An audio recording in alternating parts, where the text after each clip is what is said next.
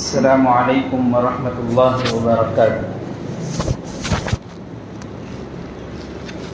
الحمد للہ رب العالمین والصلاة والسلام علی سید الانبیاء والمرسلین وعلی آلہ واصحابہ اجمعین، اما بعد، قال اللہ تبارک و تعالی فی کلامہ المجید والفرقان الحمید، اعوذ باللہ من الشیطان الرجیم، بسم اللہ الرحمن الرحیم،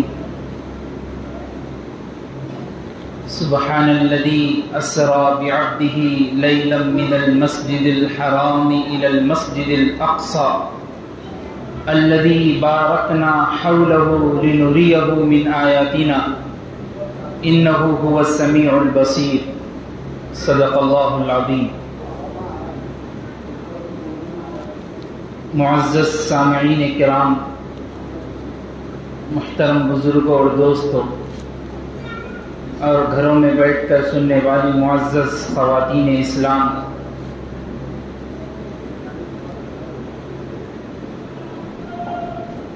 جیسا کہ آپ سبھی اس بات سے واقف ہیں کہ ہمارا جو موضوع سیرت النبی صلی اللہ علیہ وسلم پر ہر جمعہ ایک مناسبت سے چل رہا تھا، الحمدللہ ہم نے مدنی زندگی تک اور اس کے بعد آنے والے واقعات اور اللہ کے رسول صلی اللہ علیہ وسلم کی زندگی کو سننا باقی تھا، لیکن اس جمعے کو حالات حاضرہ کی مناسبت سے جو سب سے بڑا ظلم، جو سب سے بڑی بربریت، جو سب سے بڑا تشدد فلسطینی مسلمانوں پر ہو رہا ہے، تو مناسب معلوم ہوا کہ پہلے سمجھ لیں کہ مسجد اقصی اور بیت المقدس اور فلسطین کیوں معزز مقام ہے۔ اگر اس بات کو سمجھ لیں گے تو ہم ہزاروں میل کا سفر کر کے اس فلسطین کے مقام پر تو پہنچ تو نہیں سکتے، لیکن ان مسلمانوں کے درد میں شامل تو ہو سکتے ہیں، الحمدللہ۔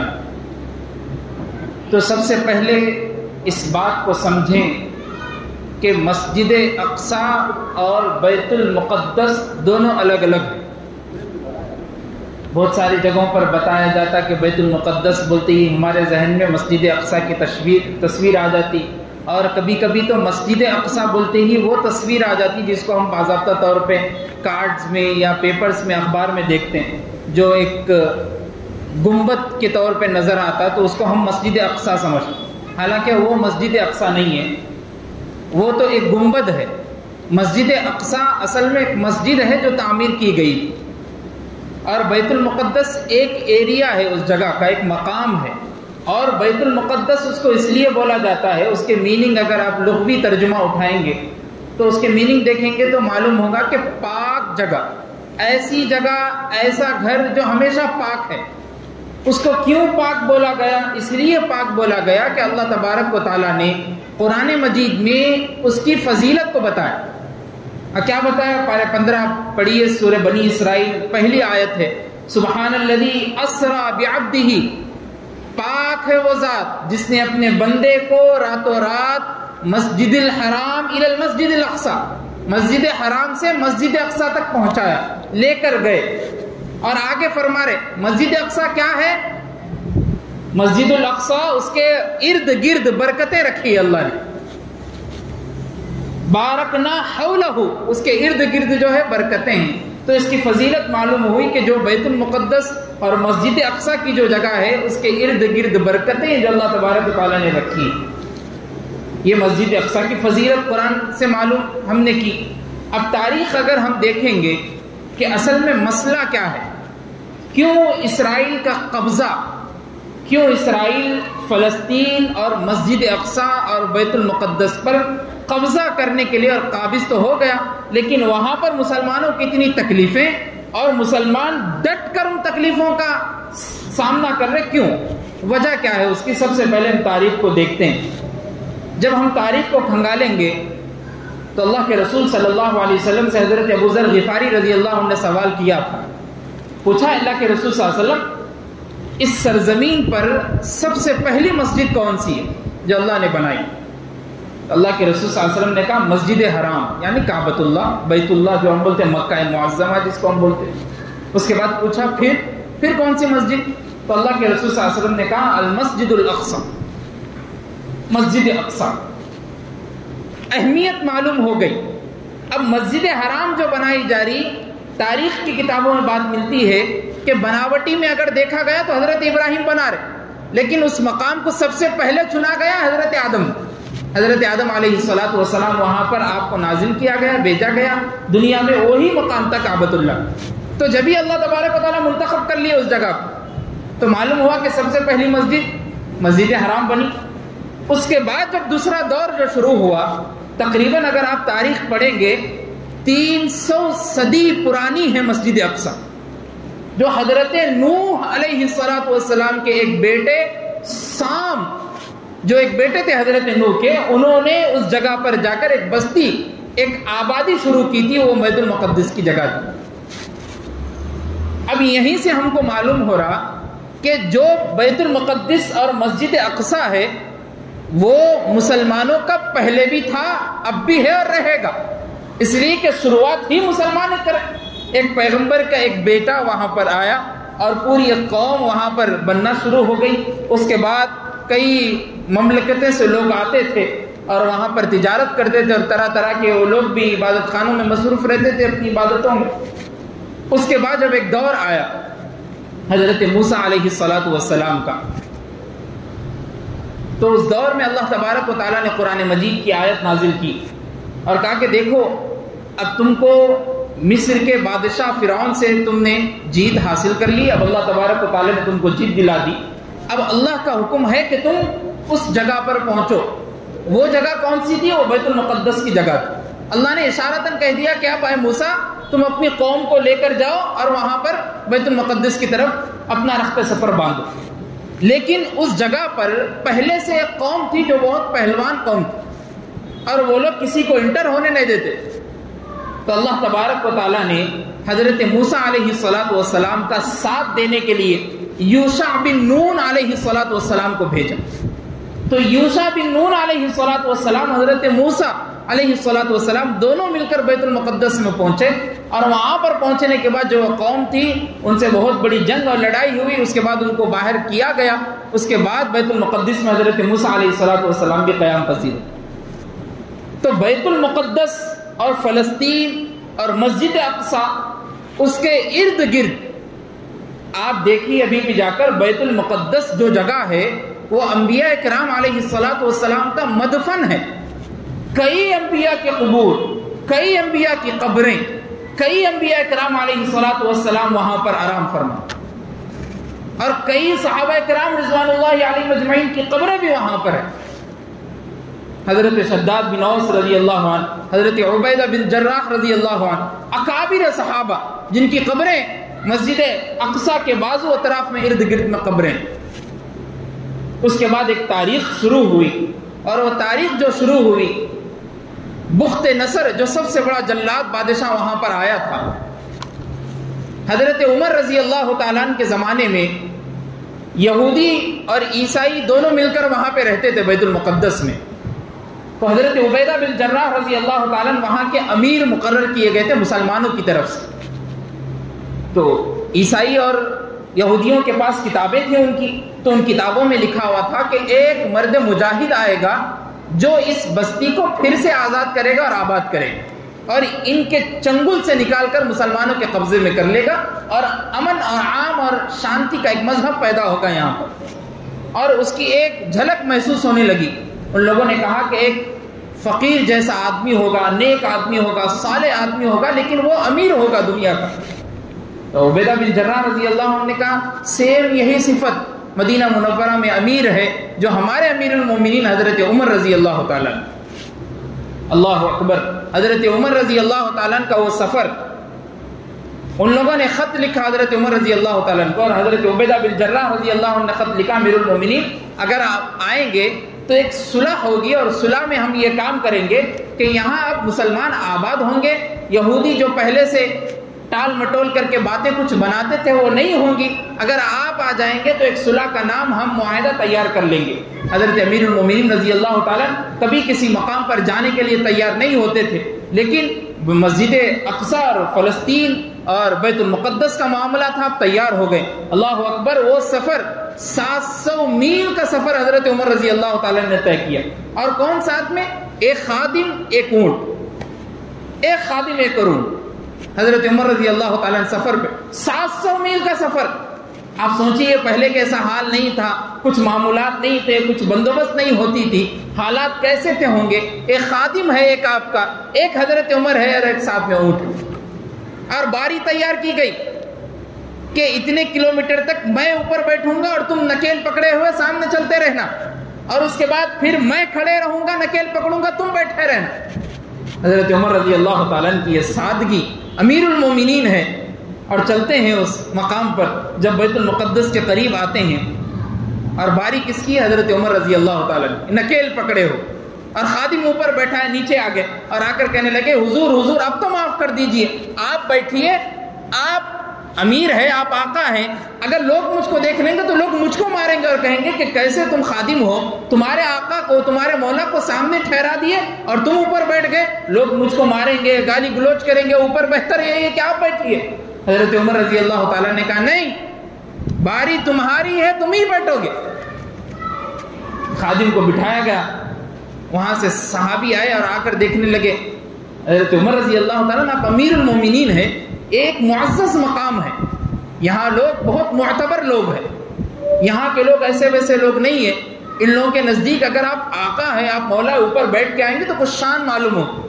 حضرت عمر رضی اللہ تعالیٰ نے کہا مت بھولو، یہ جو عظمت، یہ شان، یہ جو مقام ملا ہے، یہ مقام، یہ شان، یہ عظمت اس لیے ملی ہے کہ ہم مسلمان بن گئے. اگر ہم مسلمان نہیں ہوتے تو یہ عظمت اور شان ہم کو نہیں ملتی. حضرت عبیدہ بن جراح رضی اللہ تعالیٰ فرماتے ہیں حضرت عمر رضی اللہ تعالیٰ جن کپڑوں پہ آئے تھے وہ کپڑوں پہ کیچڑ لگا ہوا ہے. امیر المومنین ہے، وقت کے بادشاہ ہے وقت کے، اور کئی جگہوں سے پھٹ گیا کپڑا، اس لیے کہ 700 میل کا سفر، ساتھ میں ایک جوڑا. اور کہتے ہیں حضرت عبیدہ بن جراح رضی اللہ تعالیٰ بیت المقدس سے پہلے ایک نہر آتی ہے، اس نہر کو، چھوٹی سی نہر کو پار کر کے بیت المقدس میں انٹر ہونا تھا. اس بیت المقدس کے اس نہر میں آپ کے جوتے بھیگ گئے تو ان جوتوں کو آپ نے اپنی انگلیوں میں پکڑے ہوئے بیت المقدس میں انٹر. امیر المومنین ہے، وقت کے خلیفہ ہے. جب یہ سادگی اوپر سے ان لوگوں نے دیکھا، صرف دیکھنا تھا، بات نہیں ہوئی، دیکھتے ہی کہے کہ چلو اب مسلمانوں کے انڈر میں مسجد اقصی ہے، بغیر کسی لڑائی کے، بغیر کسی خون خرابے کے، بغیر کسی کو مارے کے حضرت عمر رضی اللہ تعالیٰ نے مسجد اقصی کو فتح کیا، فاتح بیت المقدس بنے. حضرت عمر رضی اللہ تعالیٰ نے ایک منصوبہ بنایا، عہد نامہ تیار کیا اور کہا گیا کہ دیکھو یہاں پر سب مل جل کر رہیں گے، مسلمان اپنی مسجد میں نماز ادا کریں گے، اور جو ان کے گرجا گھر ہے وہاں جا کر عیسائی اپنے گرجا گھر میں عبادت کریں گے.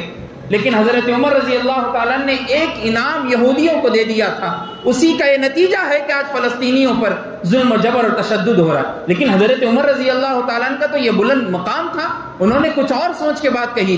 انہوں نے کہا کہ یہودیوں کو مسجد اقصی میں آنے کی اجازت ہے، بس اس کی اجازت ملی، رہنے کی اجازت نہیں ملی. اب بس آنے کی اجازت تھی، لوگ سمجھ گئے کہ اب آنے کی اجازت ہے، اب سے ہم اپنا یہود بہبود ہے، وہ ہمیشہ مکاری اور دجالی کی فتنوں میں رہتا ہے. وَمَكَرُوا وَمَكَرَ اللَّهُ وَاللَّهُ خَيْرُ الْمَاكِرِينَ. یہود تو سوچتا یہ ہے، اس کی سازشیں یہ ہوتی ہے، اس کی کرتوتیں یہ ہوتی ہے کہ وہ تدبیریں کرے، لیکن اللہ فرماتے ہیں وہ اللہ کو بھول گیا، اللہ تو اس سے بہترین تدبیر کرنے والے. حضرت عمر رضی اللہ تعالیٰ کا وہ سلسلہ تقریباً کتابوں میں بات ملتی ہے کہ آپ نے 300 سال کے قریب مسجد اقصی اور بیت المقدس فاتح تھا مسلمانوں کے انڈر میں تھا، کوئی لینے دینے والے نہیں. اس کے بعد بخت نصر ایک بادشاہ آیا جو جلاد قسم کا تھا، اس نے جب بیت المقدس اور فلسطین پر حملہ کیا، وہاں کے پورے مزارات کو گرا دیا، راکھ راکھ کر دیا. کتابوں میں بات ملتی ہے تاریخ میں کہ ایک دن میں 10,000 مسلمانوں کو شہید کیا جاتا تھا، اور اس کا شہید کرنے والا بخت نصر. اور جب وہ کسی جگہ سے نکلتا تھا واپسی میں تو پیچھے مڑ کر دیکھتا تھا اور کہتا تھا کہ سوائے رات کے کچھ نظر نہ آئے۔ ایسا حملہ مسلمانوں پر، یہودیوں پر اور تقریباً عیسائیوں پر کیا گیا۔ وہ مکاریاں تھیں ان لوگوں کی، اور اس کے بعد 88 سال تک اس بخت نصر اور یہودیوں کی سازش میں مسجد اقصی رہا۔ اس کے بعد بھی مسلمانوں کا وہ جذبہ، وہ ولولیت، وہ مسلمانوں کا تقوی اور پرہیزگاری تھی۔ ان لوگوں کو انتظار تھا، ان لوگوں کو ایک مرد مجاہد کا انتظار تھا۔ وہ مرد مجاہد کون آئے گا جو حضرت عمر رضی اللہ تعالیٰ عنہ جیسا فاتح بیت المقدس بن کے دکھائے گا؟ ہوا بھی ویسے ہی کہ ایک نور الدین زنگی کے سپہ سالار سلطان صلاح الدین ایوبی رحمت اللہ علیہ مرد مجاہد بٹ کر مقابلہ کرنے کے لیے کھڑے ہوتے ہیں۔ کتابوں میں بات ملتی ہے سلطان صلاح الدین ایوبی رحمت اللہ علیہ جب بھی اپنے بستر پر سوتے تو بازو خادموں سے کہتے تھے مجھے جب تک چین کی نیند نہیں آتی جب تک مسجد اقصی اور فاتح بیت المقدس نہ بنو۔ یہ سلطان صلاح الدین ایوبی ایسے مرد مجاہد تھے، جب باطل کے سامنے کھڑے ہو جاتے لاکھوں کے ڈھیر سامنے پڑے نظر آتے، لیکن سلطان صلاح الدین ایوبی رحمت اللہ علیہ اسلام کے خاطر اپنے آپ کو لگانے میں ذرا برابر بھی پیچھے نہیں ہٹتے تھے۔ اب مسلمانوں کا وہ دور بھی شروع ہوا۔ سلطان صلاح الدین ایوبی رحمت اللہ علیہ 88 سال تک 88 ایئرز تک یہودی اور نصرانیوں کے پاس ہے بیت المقدس، لیکن جب صلاح الدین ایوبی رحمت اللہ علیہ اس جنگ میں شامل ہوتے ہیں، اللہ اکبر، ایسا سپہ سالار، تاریخ کی کتابوں میں بات ملتی ہے کہ یہودی اور نصرانی جو اس جگہ پر تھے سلطان صلاح الدین ایوبی کی اس جنگ میں لڑتے ہوئے دیکھ کر کہہ رہے تھے کہ ایسا مرد مجاہد، ایسا شخص اگر فاتح بیت المقدس بن کے آئے گا تو ہماری کیا مجال، ہم اس کے سامنے ڈٹ کر کھڑے ہو جائیں۔ اس کا ایمان اور جذبہ اور اس کی شہادت کا رتبہ یہ ہے کہ وہ مر مٹنے کے لیے تیار ہے، لیکن فلسطین کو بچانے کے لیے ہمیشہ اپنے آپ کو قربان کرنے کے لیے تیار ہے۔ یہ سلطان صلاح الدین ایوبی رحمت اللہ علیہ۔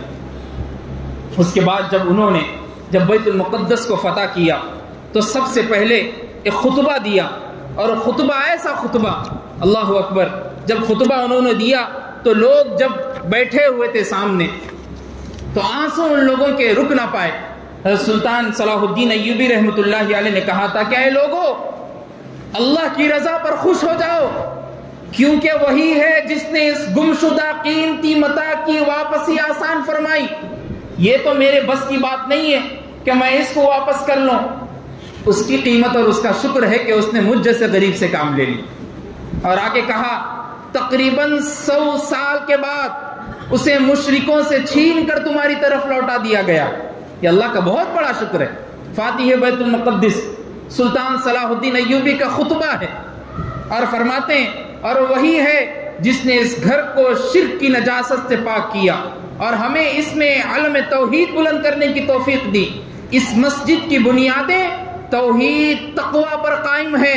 یہ تمہارے باپ حضرت ابراہیم کا وطن ہے، اور یہیں سے تمہارے نبی حضرت محمد صلی اللہ علیہ وسلم کو معراج کے لیے جایا گیا۔ یہی تمہارا پہلا قبلہ ہے۔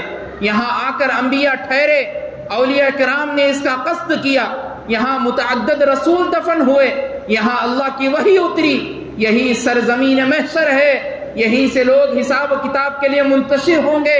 یہ گھر اس مقدس سرزمین پر واقع ہے جس کا ذکر اللہ نے اپنی کتاب میں کیا ہے۔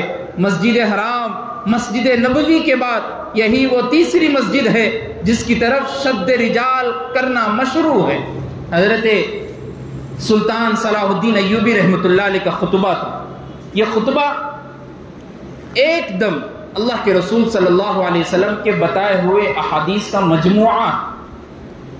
اللہ کے رسول صلی اللہ علیہ وسلم نے صحابہ سے فرمایا کہ دیکھو، 3 جگہوں کی طرف رخت سفر باندھو، اور اس طرف رخت سفر باندھنا تمہارے لیے ثواب اور نیکی کا کام۔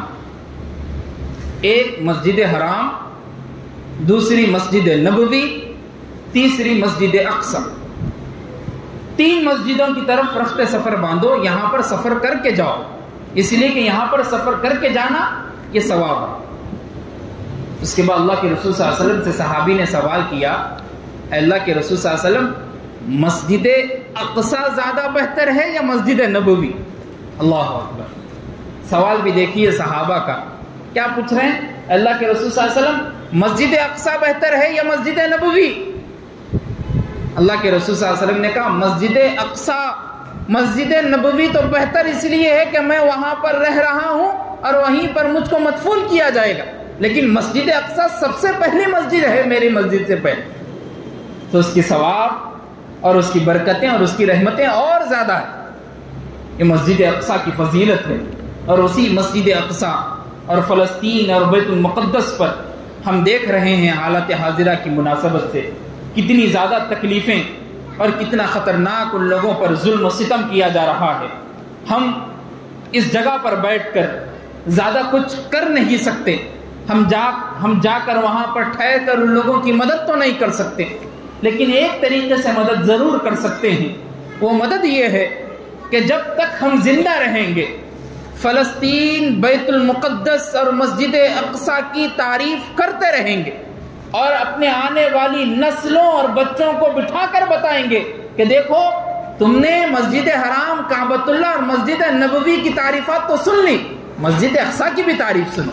وہاں پر حضرت ابراہیم علیہ السلام نے اور حضرت اسماعیل علیہ السلام کا قیام ہوا، وہاں پر حضرت موسیٰ علیہ السلام کا جانا ہوا، وہاں پر حضرت سلیمان علیہ السلام کی تعمیر کردہ مسجد ہے۔ آپ یہ اپنے بچوں کو بتائیے، وہاں پر اللہ کے رسول صلی اللہ علیہ وسلم نے صحابہ کو بتایا کہ جاؤ وہاں پر رخت سفر باندھ کر، یہ اپنے بچوں کو بتائیے اور ان کو طریقہ سکھلائیے کہ جتنا ہم مسجد حرام اور مسجد نبوی سے محبت رکھتے ہیں اتنا ہی مسجد اقصی سے بھی محبت ہونی ضروری۔ ہم فلسطینی مسلمانوں کا اور ان جانباز سپاہیوں کا جن کے پاس 3 دن 4 دن کھانے کے لیے کھانا نہیں ہے، لیکن ان کی خون کی ایک ایک بوند اسلام کی عظمت، اسلام کی مرتبت اور اسلام کی منقبت اور اسلام کی ہر چیز پر فدا ہونے کے لیے تیار ہے۔ میں نے ایک ویڈیو میں دیکھا جہاں پر فلسطینی مسلمان ٹھہرے ہوئے ہیں خیمہ لگائے ہوئے، اس سے پہلے دیوار بنا دی گئی اور اس دیوار پر عربی میں لکھا ہوا ہے، اور دیوار پر لکھا ہوا ہے کہ تم کیسے سمجھ لیے کہ ہم تمہارے سامنے جھک جائیں گے؟ تم کیسے سمجھ لیے کہ ہم تمہارے سامنے جھک جائیں گے؟ اور آگے لکھے کہ ہمارے تو قائد امام محمد رسول اللہ، جب ان کی عظمت، ان کی شان بلندی کی ہے تو تم ان کے امتی سے یہ سمجھ رہے کہ تمہارے سامنے جھک جائیں گے؟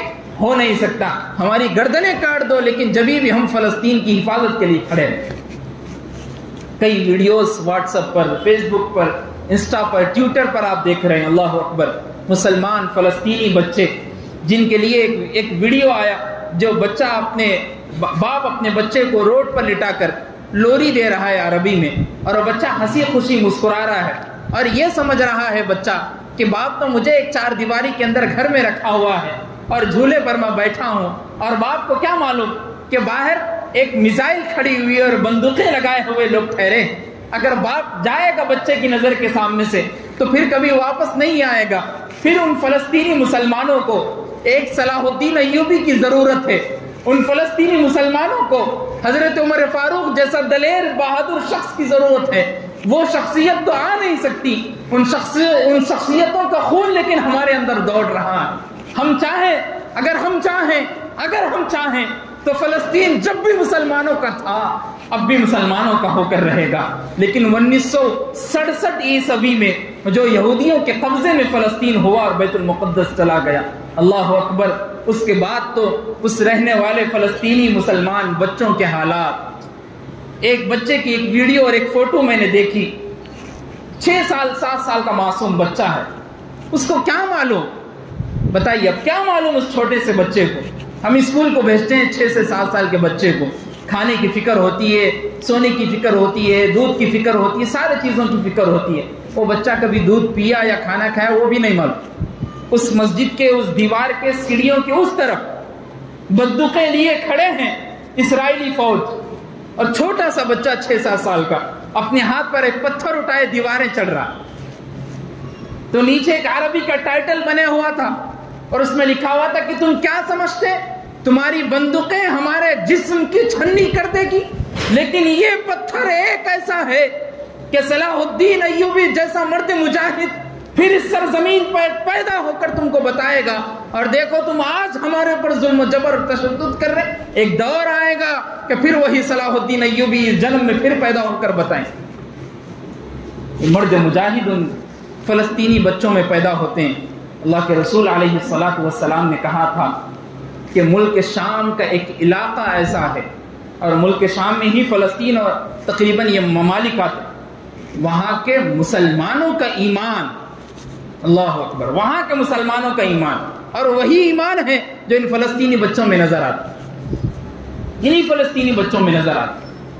تو مسجد حرام، مسجد اقصی، بیت المقدس، یہ ہماری عبادت گاہیں ہیں، یہ ہمیں ہماری جان سے پیارے ہیں۔ ہم ان جگہ تک پہنچ تو نہیں سکتے، لیکن آج یوم جمعہ ہے، آج فضیلت والا دن ہے، آج ہم رو رو کر گڑ گڑا کر ان فلسطینی معصوم بچوں کے لیے، ان فلسطینی معصوم مسلمانوں کے لیے، ان مظلوم مسلمانوں کے لیے، ان مجروح مسلمانوں کے لیے، ان مجروح مسلمانوں کے لیے گڑ گڑا کر رقت انگیز دعائیں کریں۔ دیکھیں اللہ کے پاس دیر ہے اندھیر نہیں، ہم سنتے ہیں ایک دور آئے گا کہ ہم نہیں، ہماری نسلیں تو دیکھے گی کہ بیت المقدس ان کی نظروں کے سامنے ہو، اور وہی بیت المقدس جہاں پر حضرت عیسیٰ علیہ السلام پھر سے آئیں گے، وہی مقام ہوگا، اسی کا ایک علاقہ ہوگا جہاں پر حضرت عیسیٰ علیہ السلام نازل ہو، اور وہیں پر میدان محشر قائم ہوگا، وہیں سے قیامت قائم ہوگی، وہیں سے لوگوں کو منتشر کر دیا جائے گا۔ وہی مقام ہے، بہت بڑا فضیلت والا مقام ہے، ہم سمجھ نہیں سکتے، ہم سوچ نہیں سکتے اس مقام کی فضیلت کیا ہے۔ ان کے اندر وہ خون، ان کے اندر وہ گرماہٹ خون کی، ایمان کی، اسی کی بنیادی وجہ ہے کہ وہ مقام کی فضیلت ان کے اندر جذب ہے، ہم سمجھ نہیں سکے کبھی مقام کی فضیلت۔ اس لیے آج یوم جمعہ کے دن دعا کریں اللہ ان مظلوم مسلمان فلسطینی مسلمانوں کی مدد فرمائے، اور ہمیشہ ان کے لیے ایک ایسا سامان میسر کرے جو آنے والی نسلوں کو سبق ہو، جو آنے والی نسلیں سن سکیں کہ اللہ جب تک بیت المقدس ہمارے پاس ہے، مسجد اقصی ہمارے پاس ہے، فلسطین کے مسلمان ہمارے پاس ہے، 99% ہم مسلمان، اس لیے کہ ان کا مسلمان ایمان کامل ہے۔ اللہ کے رسول اللہ تبارک و تعالیٰ نے قرآن مجید میں فرمایا کہ تم جب تک ایمان والے نہیں ہو سکتے، جب تک تمہارے اوپر کوئی مصیبتیں تکلیفیں بھیجی نہ جائے، اور جب بھیجی جائے گی تم اس پر صبر کرو گے تو تمہارا ایمان مکمل ہو جائے۔ اور یہ کوئی معمولی بات نہیں ہے، حضرت آدم علیہ السلام سے لے کر کائنات کے آخری نبی محمد رسول اللہ صلی اللہ علیہ وسلم تک سب نبیوں کو تکلیفیں دی گئی، کسی نبی کو آرے سے کاٹا گیا، کسی نبی کو پتھر سے مارا گیا، کسی نبی کو گالی گلوچ دی گئی، اور اللہ کے رسول صلی اللہ علیہ وسلم خود فرماتے ہیں، مکی زندگی میں نے سنائی، اللہ کے رسول صلی اللہ علیہ وسلم خود فرماتے ہیں جتنا زیادہ تکالیف انبیاء کرام علیہ السلام سے مجھ کو دی گئی کسی اور کو نہیں دی۔ نبی ہے، انبیاء کرام علیہ السلام کی امام الانبیاء ہیں، لیکن پھر بھی تکلیفیں دی جا رہی۔ ہم تو مسلمان ہیں، ہمارے اوپر تو تکلیفیں آنی ہیں، اور تکلیفیں جب آئیں گی، جب ہم ان پر صبر کریں گے تو پھر ایمان والے ہونے کی علامت ہوگی۔ تو اسی لیے آج کے ہم اس بات سے سبق اور سمجھانا یہی چاہتے ہیں کہ ہم بیت المقدس اور مسجد اقصی اور فلسطین کی حفاظت اور اس کی ذمہ داری اپنے دل میں لیں، اور کچھ کر نہ سکیں تو نہ کریں، لیکن اپنے بچوں کو سنائیں تو صحیح کہ اس کی فضیلت کیا ہے۔ دعاؤں میں تہجد کا اہتمام کریں، خاص طور پر نفل نمازوں میں، جیسے آپ نمازیں پڑھتے اپنے گھروں میں فرائض کے علاوہ، اور نمازیں پڑھ کر فلسطینی مسلمان بچوں کے لیے اور وہاں کے لوگوں کے لیے دعائے خیر کرے۔ اللہ سے دعا کیجیے کہ اللہ ہم سب کو کہنے سننے سے زیادہ عمل کی توفیق عطا فرمائے، اور فلسطین اور بیت المقدس اور مسجد اقصی کی حفاظت فرمائے۔ وآخر دعوانا ان الحمد للہ رب العالمین۔